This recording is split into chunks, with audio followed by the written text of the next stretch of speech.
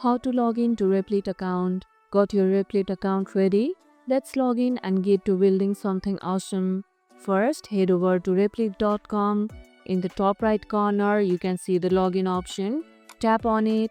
You will be asked to choose your login method, whether it's your email, Google, GitHub, or other providers like Facebook. Select the same method you used when signing up. If you are logging in with email, enter your address and password, then hit continue. You will be taken straight to your Replit dashboard where all your coding projects live. You are now ready to build, run, and deploy anything right from your browser. Forgot your password? No worries. Just click Forgot Password on the login screen and Replit will send a reset link to your email. Having trouble logging in?